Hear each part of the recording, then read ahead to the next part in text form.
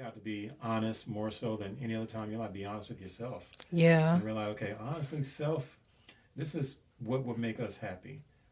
Got you. Us, that's really, we want to do this and be happy. It's okay to have that conversation. Got you. I feel like a lot of men struggle with vulnerability and being honest with themselves. Why do you think that is if you agree to a certain degree? Um, well, I would say the best way I can address that, or I guess answer that, is because um, manhood is at a all-time premium. Okay. And I share with you, and I've said this openly, that as men, we wake up and audition for our manhood every day. Every single day I get out of bed, it's a new, regardless of what I did yesterday, it's a brand new day. I got to audition for the label of man, Yeah. because at any given time, from any body, man or woman, you can be told, well, you're not a man. You're not a man today. I'm like, well, I was a man last week when I was paying for shit. When I was pulling babies out of burning buildings, I was a man. But today, because I don't do A, B, and C, I'm not a man today. And so, and you don't. As for any man, that's an insult to be called, to be told you're acting feminine, or being called beta, or Yeah. being called little boy, or being called male. That can be an insult. That's a straight up insult, because you never want to feel like I'm not measuring up to what I'm supposed to be. I'm supposed to be a man, Yeah. and now I have, for whatever reason, because I didn't do this on this day, I didn't spend this much money on this day, or because I'm not, indulging a woman in the way she feels she should be indulged. Now I'm no longer a man Got you. on Monday. But all that can change on Tuesday if I just do certain things. If I just simply pull out my debit card and swipe it a few times, now I'm a man again. So a lot of men can't address their own inadequacies or vulnerabilities, because it is, you never want to be seen as weak. You never want to be seen as incapable. You never want to be seen as I'm anything less than made of steel. Got you. Ready? Hey everybody, it's your girl DJ with Plan for Keys podcast, and today I have a special guest. Tre Amazing has been an AT alien since 1997. He is a dating commentator, radio personality, and YouTuber. He is the creator and CEO of Ringside, which is a digital live community of outspoken, over the top, and opinionated men and women who gather to debate polarizing topics, germane to singlehood, dating, marriage, sex, and kink/norms. Tre Amazing debates and discuss a variety of dating topics, particularly from a modernized perspective. One important theme that has always been consistent with his messaging has been the admonishing his subscribers, particularly men, on the importance of fidelity. Today, Tre Amazing is here to speak on challenging relationship norms, gender roles, and dating habits within the African diaspora. I cannot pronounce this simple word. How are you, Tre Amazing? Salutations, I'm well. Oh, that's awesome. I'm so glad you made time to be here. So before we dive into how you became a dating commenter, a radio personality, and all of that good. No, I'm sorry. You're here for Dating Chronicles, where you give a funny, crazy, or lesson learned dating story. But before we dive into that, I want to hear how you became the dating commentator. Okay. Well, I became a dating commentator, I would say around 2009. And that was when me and my ex, Okay. back then, we came together and we wanted to create an event where, count Battle of the Sexes style. The intention was to bring her single friends, to meet my single friends, and we, mingle, and maybe some love connections can form. But I remember saying, how about we just make an evening, a game night, a Battle of the Sexes, where we have drinks, relationship questions, and people can talk about relationships, dating, and let genuine connections form from there. So, April 11th, 2009, we had our first event. Everything went well. People enjoyed themselves, and subsequently, she and I both started receiving text messages and emails from people like, hey, when's the next event? When can we do that again? We had a great time. So we just started planning more and more house parties. It just got popular. We created our own little community. That's dope. And then we just, after a few events, we decided to create a Facebook group, which was my first Facebook group ever. And just to keep people entertained and engaged in between live events. Got you. Okay. So the dating commenter came into play, I guess, when you did the Facebook groups and you maybe started talking about different topics and then commenting and stuff like that. So, and as far as a radio personality, I'm sure, is that your profession or? It's not my full time. It's my preoccupation. Doing podcasting, doing radio, it is a passion of mine. I enjoy doing it. I enjoy talking about topics related to this genre. And so getting on a podcast or getting on radio, anytime you put a mic in front of me, that's my comfort zone. I'm comfortable. I feel relaxed. I feel like I can talk confidently within this genre and not make a fool of myself. Got you. And then as far as Ringside, I'm sure that's kind of like you said, when you started with your ex-girlfriend with the parties and all that stuff, that's how Ringside started as well? Yes. Or did that start afterward? No, it started. That was April 11th, 2009 was the first. It was originally called Battle of the Sexes. You know, the first 3 or 4 events were Battle of the Sexes parties, whatever. And then after a while, we both realized, look, Battle of the Sexes too generic. There are several events, several board games called Battle of the Sexes. Yeah. We need something unique to our mission, what we're trying to do, so on and so forth. So we came together and we thought about it like, okay, is debate style, fun debates, okay, but we are pitting men and women against one another. And so we wanted to be something competitive. And so we thought about, boxing and MMA are my favorite sports. And so I thought about, okay, ring, getting in a ring and debating with someone, not necessarily physically fighting, but just debating ideas and perspectives. And so we thought about the boxing part, but we also thought about ring as in wedding ring or wedding band. Are you single trying to get inside the wedding ring? Are you married trying to stay inside the wedding ring? Or are you married and trying to get out of the wedding ring? So we just decided to put it together and just call it ringside, double entendre, boxing, but also wedding bands. Got you. That is dope. That's real dope. So, okay. And then as a YouTuber, I know I've been on your channel and I see the different interviews that you conduct. How did that come about? You just did that also come about when you started Ringside, or when did you decide to jump out and do interviews and do the type of interviews that you do? Right. I started YouTubing, I would say in 2021, maybe spring of 2021. Okay. And that was because of a Samsung commercial I saw on television. I forgot the name of that K-pop group, B2 something or whatever. It's a very popular Korean R&B group that's out there. Okay. And they did a commercial for Samsung for the S21, which I just bought that phone. When I saw the commercial, I think I may have had the phone for maybe a month. But they're advertising the phone and all the different features, updates, upgrades, so on and so forth. And it was a dope commercial, and I kept telling myself, the only thing I use my phone for is phone calls, text messages, and Facebook for the most part. I have a $1,000 phone here, able to create movies, and I'm not doing anything with it but the bare minimum. So I thought to myself, I got to do something with this. During the pandemic, stuck in the house, not really doing anything. So here I have this new phone, this new Samsung. I'm like, I could be doing so much more with this to help my business, help my LLC, and further my mission. So I was like, I'm gonna just start interviewing people. I'm a big fan of DJ Vlad, who he has his own channel on YouTube, millions of followers. I watch his videos almost on a regular basis.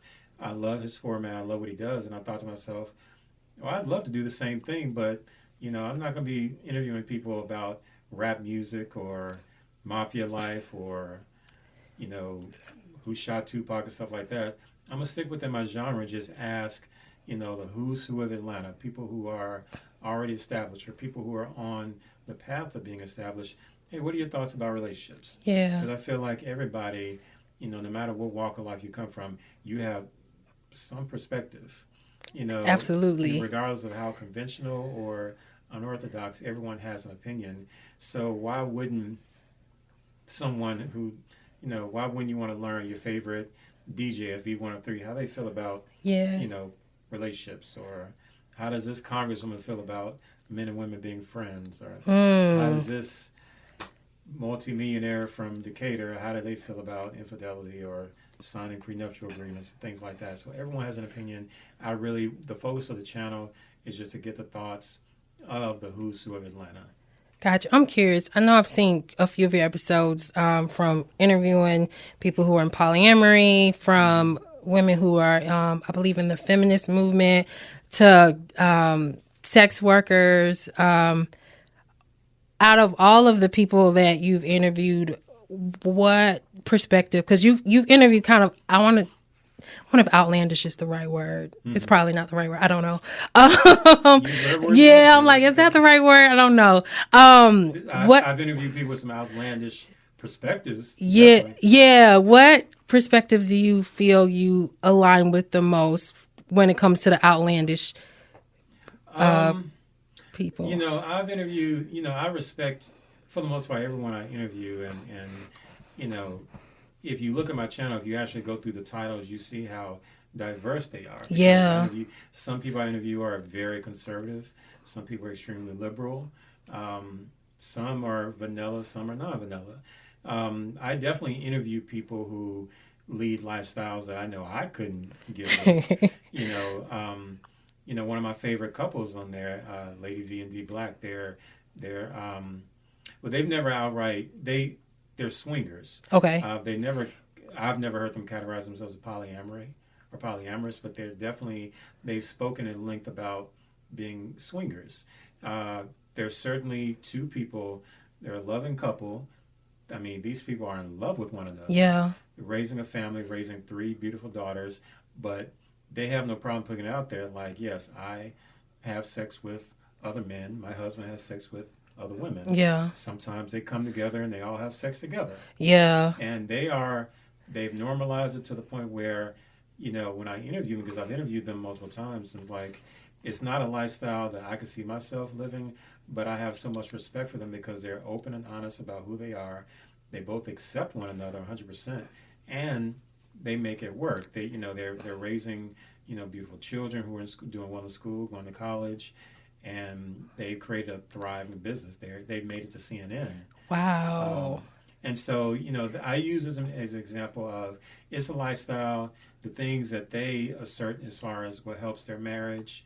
So I can replicate for my relationship. However, I respect them so much because, again, and I've explained to people, even in the realm of dating, relationships, so on and so forth, no matter how you feel, no matter what you think, there is a tribe out there for you. There are other people who feel the exact same way as you, regardless of how you feel about men, how you feel about women, how you feel about dating or marriage. It's okay to feel how you feel. Just be upfront, open, and transparent. And then you will find someone who feels the exact same way, and boom, you found someone in your tribe. Right. That's a great example that you mentioned, because I know an example I was thinking of was, because I've interviewed and even experienced polyamory to a certain degree.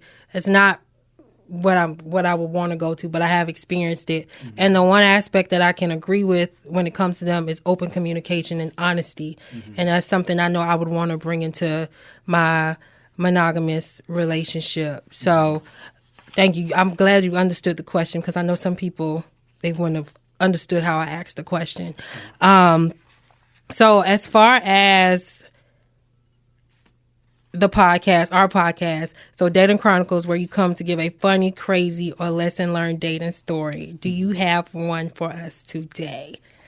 Oh man, I have dating stories all the way back to Black Planet. I don't know the average age of your viewers, but I'm old enough. I remember Black Planet, and from Black Planet to MySpace to Facebook. Dating was going on MySpace? Oh yeah. Really? Oh, yeah. You can definitely meet people on MySpace.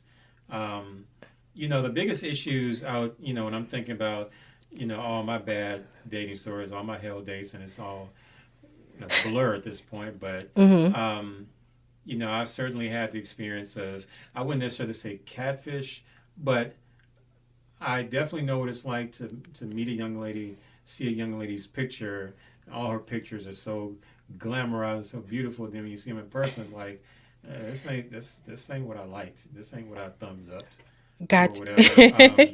So I've had that lesson as far as going to women's profile pages and seeing filtered pictures or oh, this picture was 10 years old. I'm like, okay, this was you in college and now you 30. Got you. So how did you maneuver? So when you did make that mistake and you ended up meeting the person, how did you react during the date? Do you remember that? Oh no, regardless, I'm gonna always be a gentleman. Yeah. No matter what, on the inside, I may be cracking jokes, or I may be, disappointed on the inside. But it doesn't matter, if I like what I see, or it doesn't matter the tenor of the. I'm gonna be a gentleman no matter what. Got if you. I ask you out on a date, then I'm coming prepared to pay for the date. Got you.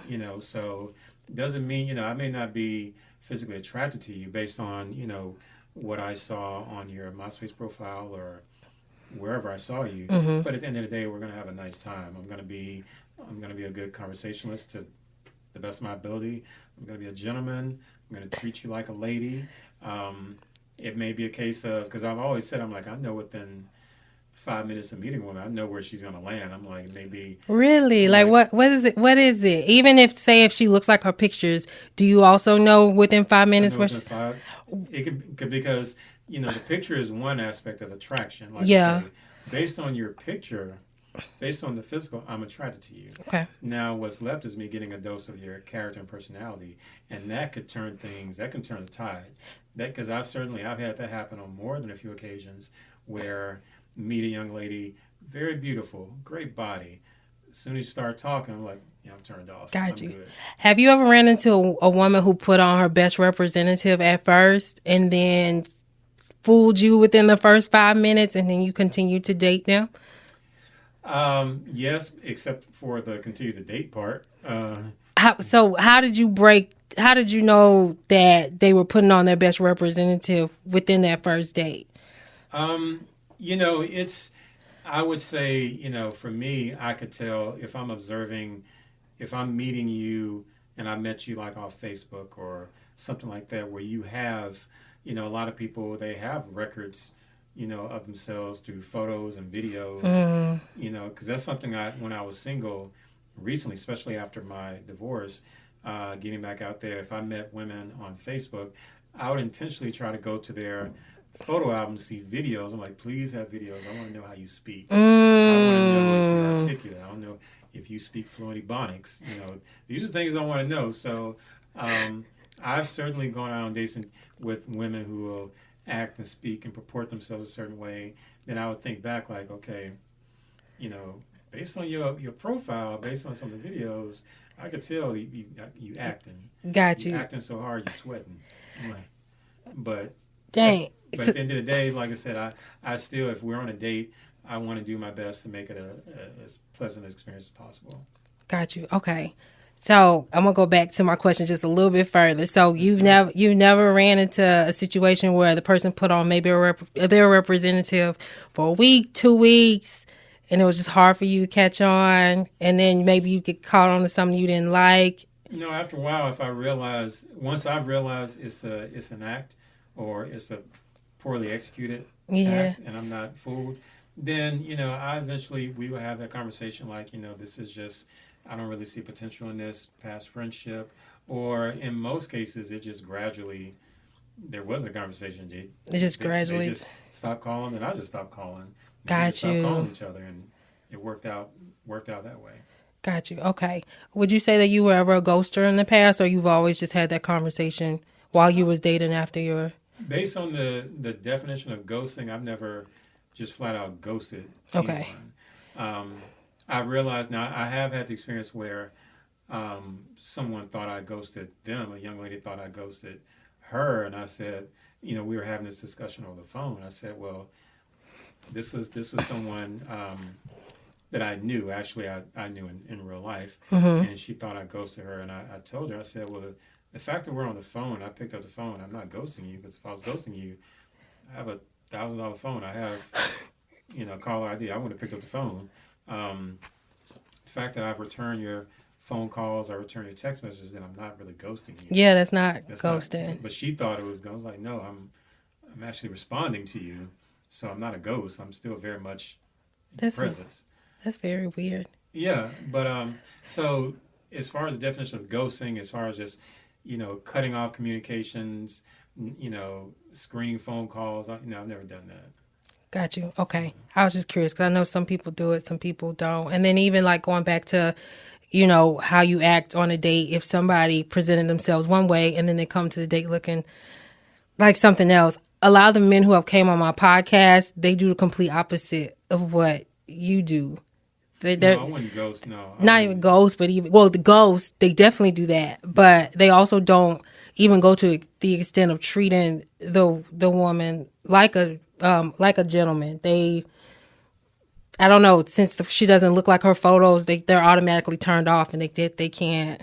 No, I mean at the end of the day, it's like that. That's not going to be a reason to mistreat a young lady or now because I'm not getting what I expected. Now I have to turn into a different person and not be. I'm like, no, I'm gonna still be a gentleman because regardless, I guess my mindset has always been even if I'm not physically attracted to you in a sense where I want to pursue something romantic, it's nothing wrong with friendship. It's nothing wrong with okay, we can be solid friends, we can be platonic, solid friends. It's just I'm just not physically attracted to you to the point where I want to pursue something romantic. We're not on the same page. Gotcha. But you don't have to be my cup of tea for me to, be pleasant towards you, be a gentleman. Gotcha. Being a gentleman is not predicated on how a woman looks. To you, let me ask me. To you, yeah. Yeah, to me, it's not. I'm gonna open up your door regardless. Yeah. If I find you attractive or not. Got you. So would you say, because you're a dating commenter, so you talk to a lot of men and stuff like that. Do you feel like with most men, they're just constantly looking at whatever the end goal is for them, and that's why maybe if they end up in a situation like that, they switch as far as like not being pleasant to the woman or whatever the case may be? I think it's just a flat out example of immaturity, just straight up, because I can understand feeling disappointed. Yeah, you've been ogling this woman online and she's been posting great pictures and there's so many apps out there that come with filters and so and then you see them, you meet them at the restaurant, you meet them at whatever venue and you're not happy, you're not getting what you thought you were getting. To me, if you made the decision that okay, I'm going to be an asshole at this point, then you're just as bad as her. Just as bad as her. Yeah, like it's not a reason. Okay, now you gotta not treat or just treat her like one of your boys. Like no, she's still a young lady. She's still a woman. Be a gentleman. You can still be a gentleman. Being a gentleman doesn't mean you have to marry her or begin courting. I can be a gentleman because we are on a date.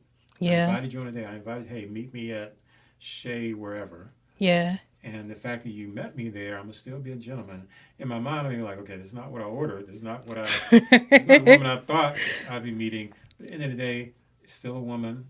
I'm still a gentleman. I'm gonna comport myself as such. And again, if the date, even if physically she may not be my type personality, the personality can change the tide. Yeah. Because personality and character are extremely important because, you can be extremely beautiful and your character turns me off to the point where I just think you're gross. Yeah. But you can be a plain Jane. I've had this happen a couple of times.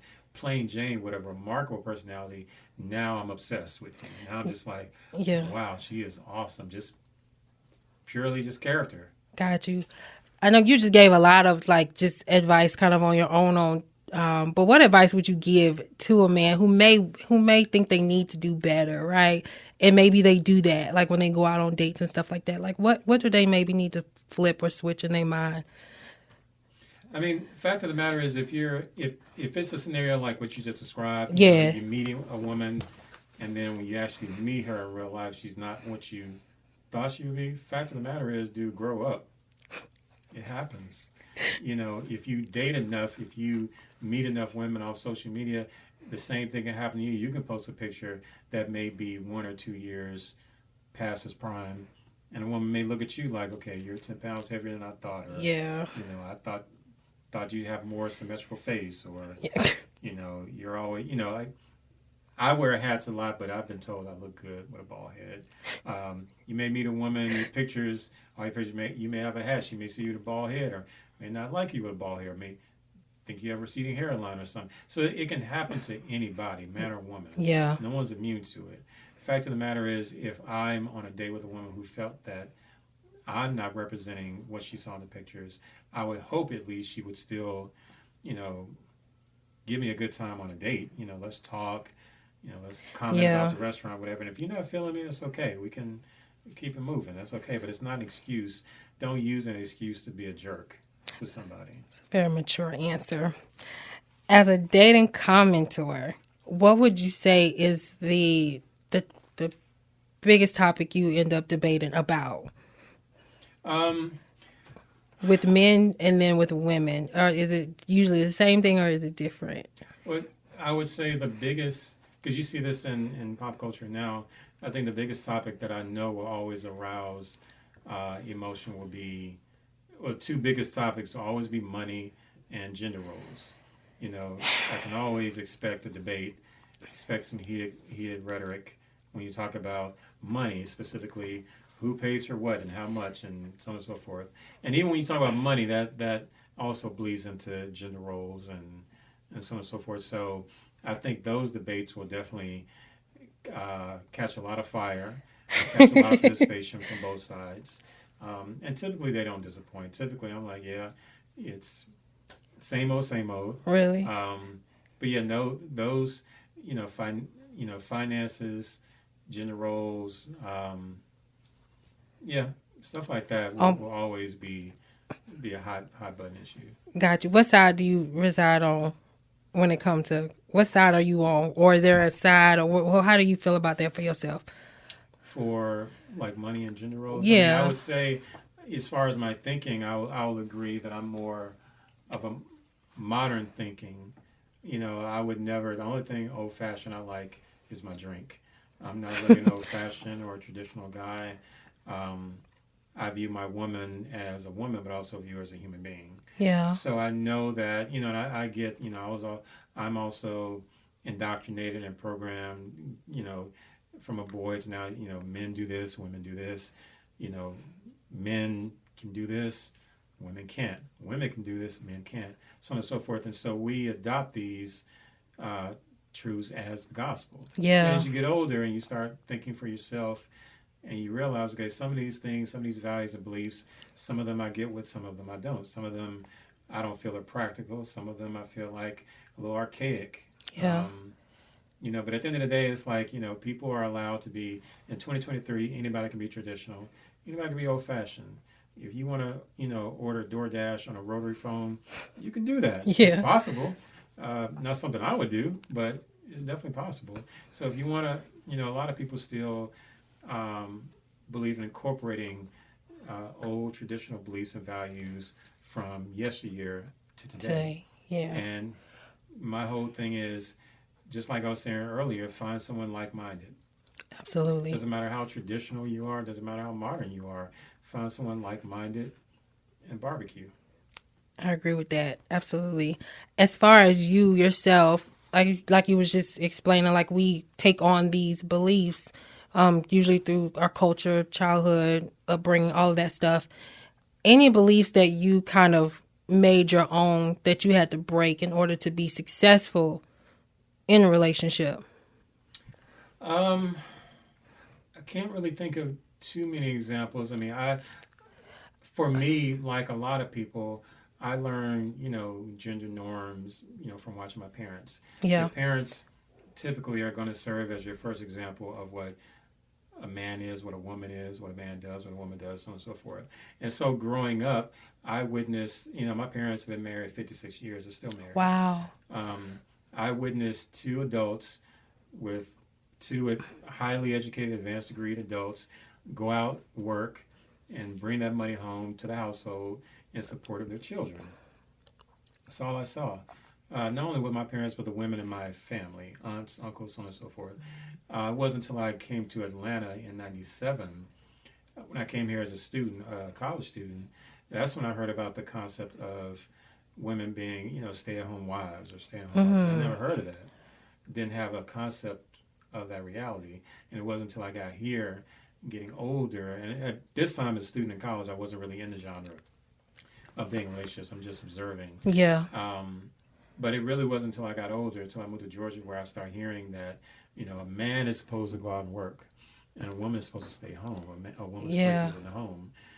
And I certainly have friends. I know people like that now, who that's how they operate in their marriage. And I throw rice at your wedding. I applaud it because I'm like, you have found someone like-minded who feels the same way you feel about what a man is supposed to do, what a woman is supposed to do. Y'all came together, and now y'all started a family. I think that's beautiful because you found someone, obviously, from your tribe. It's incumbent upon me, it's incumbent upon all of us, find someone like-minded. Yeah. I've often compared this genre to politics. I mean, I think this is just as divisive as politics. Even the stuff we see on CNN and Fox News now, in this realm of relationships dating, is just as divisive. I agree. It can be just, what's the best way to run a government? Well, a Republican is going to give you a different answer than a Democrat. Yeah. Yes or no? That's true, yeah. So what's the best way to run a marriage? Well, someone who's traditional is going to give you a different answer than someone who's more modern. Someone who, I have these debates pretty regularly in my group because I'm around women and men who feel like when you get married, it doesn't matter how education is, she stays home. She's supposed to stay home. That's crazy. And you're supposed to work. Even in 2023 with, inflation, with gas, groceries being crazy expensive, as a man, you work. She stays home. She's supposed to cook all the meals. She's supposed to clean every article of clothing. She's supposed to tend to the children before you get home. She's supposed to make sure you have a beer ready, your meal prepared, and a bath drawn. Yeah. She's supposed to have sex on demand. She's supposed to get up next morning and do it all over again. That's what a woman is supposed to do. A robot. Right. Basically. Yeah. As men, you're supposed to work, come home, give your entire check to the woman, go to bed, wake up, do it all over again. A robot. Right. And I don't knock people in 2023 who still feel that way. I think that, my only issue with this mindset, but, I only date women. My only issue with that is when I met women who feel that as being a woman, they are entitled to stay home. Because I abhor that word entitled. Yeah. And I've certainly come across women who feel like, well, I'm a woman. As a woman, working should be optional for me, Troy. I shouldn't have to work. You're the man. I should be able to stay home. Like, yeah, I know a lot of women like that too. Right. I'm like, oh, the hell you're not. I'm like, you see how much, how much rent is and mortgage interest rates are 7% now, and you're just gonna stay home? Like, you have a fancy, beautiful degree from Spelman, Florida A&M, Hampton, Xavier, Tuskegee, wherever you got that degree from. No, we got to put that degree to use. Yeah, I think that's crazy. Like somebody who goes to school, gets a degree. Like, I'm wondering, did they do it for their parents? Like, are you not passionate about what you went to school for? Are you not passionate about doing anything in the world? That's what I wonder when I do run. Like, I do have friends who kind of have that mindset, and I just wonder where they are. Because I know me personally, I couldn't just sit at the house and or just do the repetitive things. That's why I kept saying like a robot. Mm-hmm. I know I don't operate like that. So I agree with everything that you're saying. And I know I used to get a lot of rude comments from friends and people who didn't think the way that I thought. Whether it be me being a pick-me or trying to think. I know I also struggled. So my original question was more so, let me give you an example about me and then see if you can relate in your own way as a man. Okay. So when I said, when I asked you, have you ever took on maybe beliefs from childhood or your upbringing that you had to kind of nip in the bud? For me, an example was having to work hard within a relationship. Mm-hmm. And working hard beyond the normal working harder than the other person to make it work. Mm-hmm. Due to things that I've been through in my childhood and how I was raised and watching my parents' dynamic, like codependency and stuff like that. It sounds like you had a pretty good upbringing with your parents and what you originally described. But do you think you've had any beliefs maybe that you ingrained in some type of way from maybe past relationships that you had to unlearn to be successful in relationships today, or even come to the mindset that you have now? I can't really think of too many specific examples. I will say that, growing up as a kid, you see, I was raised in a two-parent, two-income household. And for me, I thought that was the norm. Yeah. And so, you're taught, okay, I got that from my dad. Well, both my parents actually. You get older, go to school, graduate from college, then you find a young lady out there, you get married, you have children, so on and so forth.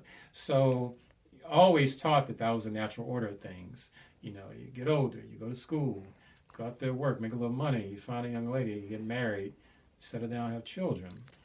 And so that became, as I was getting older, okay, that became the game plan. Okay, this is, step one.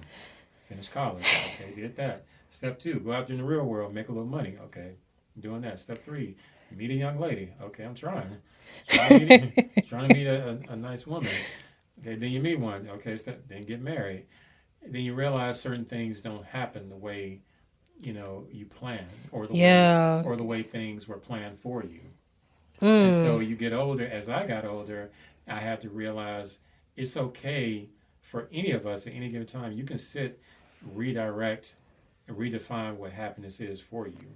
Your happiness may not look like the happiness that your parents may have laid out for you. Gotcha. Your happiness may not look like the happiness of your peers, people you go to church with, your coworkers. For some people, their happiness really is remaining single and child-free. Yeah.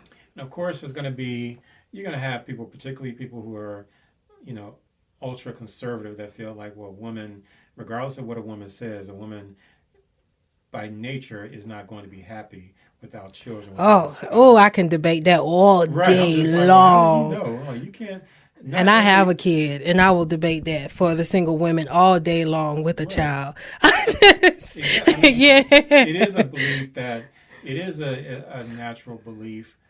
I'm going to take the word natural. It is a belief that a lot of women have, that all women secretly, innately desire to be married, desire to be a mother and have children. I'm just like, well, let's just say that is true. For a few 3.5 seconds, let's say that's true. With everything we see going on, particularly with social media and everybody airing out their business on social media, you have a lot of people who are turned off now by marriage. You have a lot of people who are turned off by having children. I've definitely met people who felt like, I don't want to bring children into this world. I know a lot of people that way, and I know I have an 11-year-old, and that's my mindset of I wouldn't bring any more into the world because of that. And I think, just going back to the point of, if all women do think that, it's just, like I said, it's due to upbringing, it's due to the culture and how it's pushed that we have to have a man and all of that. But once a lot of women grow into themselves and they really start dismantling beliefs that were pushed upon them, and they put themselves first to a healthy degree, there's a lot of people, like you said, they don't care to have kids. They're okay with their singlehood and all of that stuff. So yeah, I definitely agree with the debate that. Okay. It's okay to challenge certain norms that you grew up believing in. It's okay, you get to a certain point in your adulthood, to sit yourself down, recalibrate some shit, and say, you know what? Actually, this is what will make me happy. Maybe my happiness means leaving the U.S., moving to Costa Rica, and just being the fun uncle or the fun auntie. Yeah. Maybe that's my version of happiness. But at the end of the day, it's like that takes, not only introspection, but just straight up, you have to be honest more so than any other time in your life. Be honest with yourself. Yeah. And realize, okay, honestly, this is what would make us happy. Gotcha. That's really, we want to do this and be happy. It's okay to have that conversation. Gotcha. I feel like a lot of men struggle with vulnerability and being honest with themselves. Why do you think that is, if you agree to a certain degree? Well, I would say the best way I can address that, or I guess answer that, is because manhood is at a all-time premium. Okay. And I share with you, and I've said this openly, that as men, we wake up and audition for our manhood every day. Every single day I get out of bed, it's a new, regardless of what I did yesterday, it's a brand new day. I got to audition for the label of man. Yeah. Because at any given time, from any body, man or woman, you can be told, well, you're not a man. You're not a man today. I'm like, well, I was a man last week when I was paying for shit. when I was pulling babies out of burning buildings, I was a man. But today, because I don't do A, B, and C, I'm not a man today. And so and you don't, as for any man, that's an insult to be told you're acting feminine, or being called beta, Yeah. or being called little boy, or being called male. That can be an insult. That's a straight up insult, because you never want to feel like I'm not measuring up to what I'm supposed to be. I'm supposed to be a man. Yeah. And now I have, for whatever reason, because I didn't do this on this day, I didn't spend this much money on this day, or because I'm not, indulging a woman in the way she feels she should be indulged. Now I'm no longer a man. Got you. On Monday. But all that can change on Tuesday if I just do certain things. If I just simply pull out my debit card and swipe it a few times, now I'm a man again. So a lot of men can't address their own inadequacies or vulnerabilities, because it is, you never want to be seen as weak. You never want to be seen as incapable. You never want to be seen as I'm anything less than made of steel. Got you. Do you think with some of these men that they are attracted to the wrong type of people, the wrong type of women, and then they put themselves in spaces to be judged in that way? I know, like you kind of mentioned, I know when you log on social media, it'd be some craziness. I think when I was talking to you about this and you brought it up, I saw something to the effect of a woman, a guy got ice cream after a date and he no longer was a man. So I do get that. But same breath, same token, do you feel that men sometimes deal with people that makes them feel that way? If you are a man, if you are not in the business of flexing your material possessions, then you probably don't need to be with a woman who prioritizes, material possessions, or you shouldn't be with a woman who is more surface level, or Yeah. only, and again, social media is not always real. It can be a starting point, but it can give you something to digest, or sometimes, read between the lines. But if I'm with a woman if I were single and I have met a woman on Instagram or something like that, if I go to her page and it's nothing but material, or, whatever, that gives me an idea, okay, this may be something I need to be on the lookout for. She may not be a woman who's satisfied with an ice cream date on the first date. Yeah. She may not want to walk in the park. And again, that I don't want to generalize, but that gives me an idea, gives me a baseline, to think about. Got you. Okay. So it gives you a baseline to think about. Now, knowing that this is in the back of your mind, do you still go out on a date with this person knowing that they've given signs that they may be this materialistic person that may put you in a position to make you not feel like a man, because you either can't meet them in wherever they want you to meet them at, or whatever the case may be? If I don't see or hear anything that could give me pause and make me think there's something deeper there, then no. Got you. If my initial, because I mean, just like a lot of people, first impressions, can be lasting. Yeah. So if my first impression is this, if I don't see or hear anything else that can make me think, okay, there may be something else more there, or maybe she's surface level, but maybe there's a reason behind it. Maybe there's a softer side to her. Okay, maybe it could be worth exploring. If I don't see that, everything else I see subsequently kind of just backs up my initial impression, then I'm like, I'm good. You can look good, you can be an attractive woman, and that's it. You'll just be an attractive woman on Instagram. Got you. So I got a question for you. Was there a lesson you had to learn? Because like you said, first, when you'll go and look at a person's profile, all of that stuff after you see them, maybe on a dating site or something, looking for a video. Was there a lesson you had to learn in between you've always been that person to always try to find backup information? I've learned. Well, I mean, before that, I can look back at my dating life now. I can think about certain specific dates I've been on with women, and think back now, like, in hindsight is always 2020. Like, based on things I've gone through now, and I've instructed other men. I put it on social media.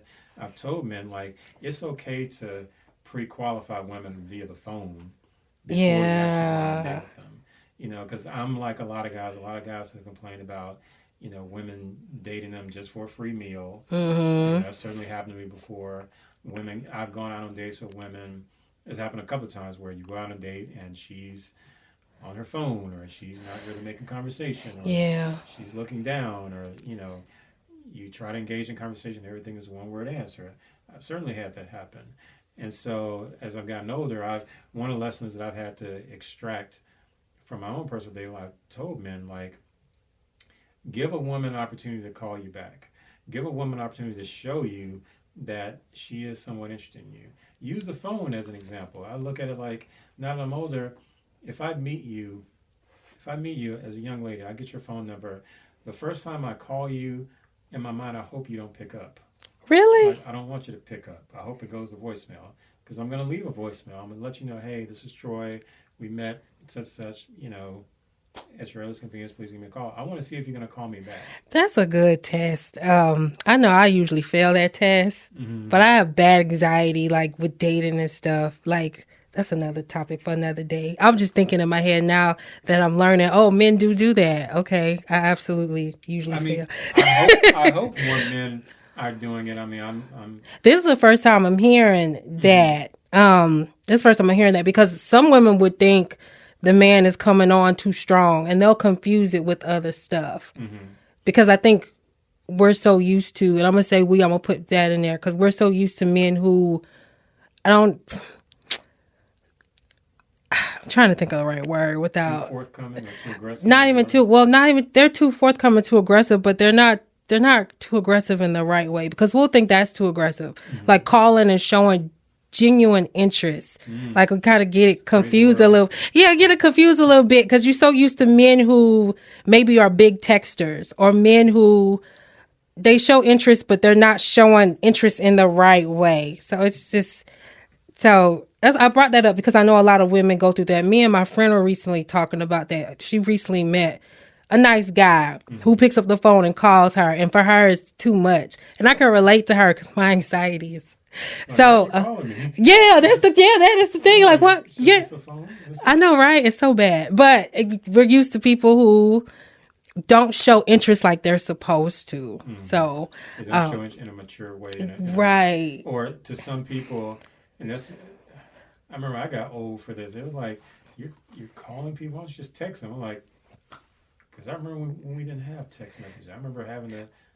I'm at that age. I'm like, I remember there were no cell phones. I'm like, if I wasn't at home, you just didn't catch me. It's so easy to be like introverted and not use your emotional intelligence and all of that stuff now that technology is a thing. Just like I think now with social media has taken over now, I strongly feel like I've seen this, like the high value man and all of that stuff, and how a man should have this, a man should have that. It's sad that with social media taking over and putting this image out there that you can't be somebody that's, maybe you're a single man, maybe you're making 40, 50,000 a year, but you handling your stuff. They're telling you can't date because you don't make enough money, which is crazy. So like I said, technology has really taken over, and maybe not in the best way. I want to ask you some questions here. Go for it. Okay. Ask away. So my first question for you is, what's the most you've been invested in a relationship, and then what did you learn from that? Well, I mean, like I said before, I mean, I'm divorced. I was married.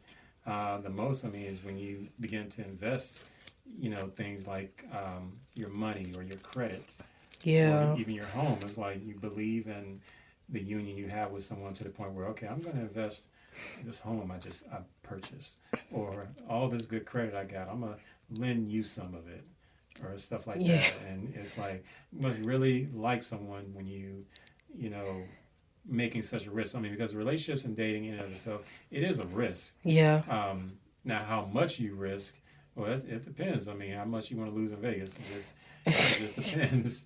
Um, so yeah, I've certainly gone through that where your belief in someone is so solid, or you feel so convinced that you're willing to, money, your resources, your health, so Yeah. much. What have you looked for in the past that you don't look for now?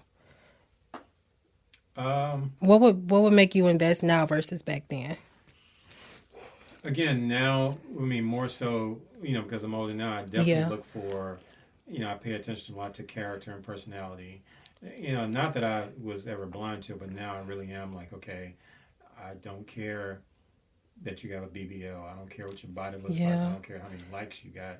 If your personality and character grosses me, or if I see red flags in the way you talk, or the things that you prioritize, once these red flags start raising, I'm like, I'm okay, I'm good. Got you. At the most positive that can happen is that we can remain Facebook friends. That's the most positive thing I can give you. Is that, okay, yeah, you can like my status, I can like your status, that's about it. I can invite you to ringside events and invite you to listen to the podcast or radio. That's about it. But after that, yeah, I don't. Your looks, all that stuff. If your personality sucks, I'm definitely not interested. Got you. Have you always been somebody with strong boundaries? Not always. I mean, a lot of my boundaries came because I experienced life, had different experiences, um, good and bad experiences with women and dating. Then after a while, when you have those bad experiences, you start realizing, okay, moving forward, I'm going to start doing this versus what I've been doing. Got you. Moving forward, I'm going to maybe invest a little more time in my research, or my reconnaissance or whatever, before I take a woman out, before I invite her out on a date, stuff like that. And that goes back to what I was saying earlier about pre-qualifying via phone. Yeah. Because again, that was something. Had I adopted that years ago, I could have saved so much money and so much time. Saved a lot of money and time. Video chat and stuff has been around for a while too. Have you ever used video chat? I've used it a couple times. Okay. I have used it. Okay. But again, even this is before, Oh yeah, you said Black Planet and all that other even stuff. Black Planet. Even when video chatting became possible, I've always been Team Android, and Team Android and iPhone didn't always have that kind of relationship. That's when they had the Duo. So you had to know about the other apps though. The Oh yeah, I had Duo. Duo for a little bit, You and did. now Android phones, they all come with the video capability, so you can with FaceTime is called. Really? Yeah, Is it a link that an Apple user can send now? that I don't know. Oh, I don't know. I don't know either. That So. I brought. I mean, we live in a dating atmosphere where people won't date you because of the kind of cell phone you have. That's yes. And so I thought that was, satire the first time I heard it, but there are definitely people who said, no, if I see green or blue bubbles when they text back, I won't date them, or whatever it is. Yeah, like, Yeah. I think last time I was talking to you, we brought that up too, and I was telling you about a girl who was riding a bus. Like she didn't even have a car. She had an iPhone and said that she wouldn't date an Android user, which is insane. I heard it once, and I just thought, okay, this person's just trolling. Then after the third time I heard a different woman, I'm like, okay, is this a real thing? No, it's a real thing. I remember I was going to buy an iPhone from an Android. I had an Android. I was upgrading to an iPhone, and the girl who was selling me the phone, I think I was in a T-Mobile store, and she literally said she hates being in a group chat with somebody with an Android because the green bubble just ruins everything. Like, Didn't realize green could be so. I mean, so green destructive. means money. Like, I don't know the ideology behind that, but yeah, I've it's certainly heard it a couple times. yeah, It's trippy. yeah, it's crazy. It's crazy. Let me ask you this: what's the difference between like and love to you? Um, like and love. I think love is more dense of emotion. Like, I can like you on Monday and hate you on Friday. Um, I'm like, I like you today, but on Friday, this past Friday, I didn't like you. Love to me is a little bit is is deeper. Yeah. Love, I can love you and not like you today. Like today, like I'm really not liking you. Your face is getting on my nerves today, but I love you. I'll take a bullet for you. I would give you the Yeah. world. I just don't want you talking to me right now. So you can, I mean, like can can come and go in my Yeah. opinion. Love is a little bit more. Um, it's more dense. Like I said, it's love for me means that I'm going to be with you even when all roads point towards the exit door, regardless of your health status or your employment status or your mental health status, whatever. Love means I'm going to, you won't be able to turn around and not see me. I'm going to be there. Wow. Okay. Like just means, okay, I just don't want to talk to you today. But if I love you, it means hang around. I'll probably talk to you next week. Got you. Okay. Man, I got these two last questions for you. Go for it. Today's dating scene is blank than blank. Today's dating scene is blank than what? Than blank. Today's dating scene is worse than ever before. um, I don't want to come across as a pessimist, but social media has definitely ruined a lot of relationships, a lot of marriages. Social media has ruined friendships. Yeah. And again, social media has its positives. It's done a lot. It's done a lot of good, but it's also done its fair share of bad.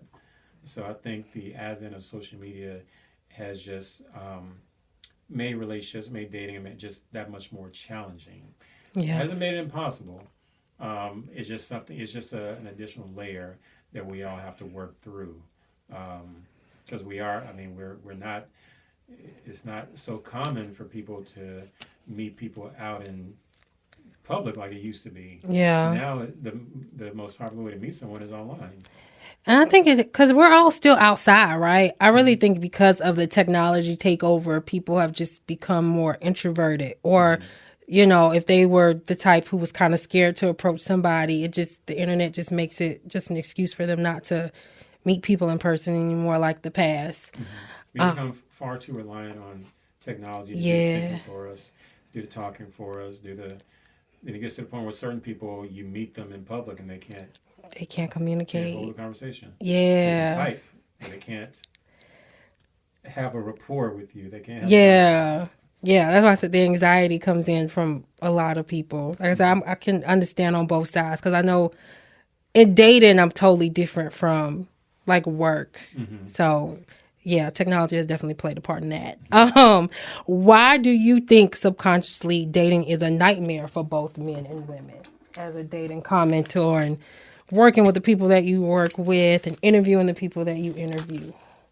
It can be a nightmare for a lot of people because for some people, we naturally want to assume that everybody else feels the exact same way or should feel the exact same way that I feel about dating, courtship, sex, marriage. It becomes challenging because I'm like, the way you feel is in direct conflict with the way I feel.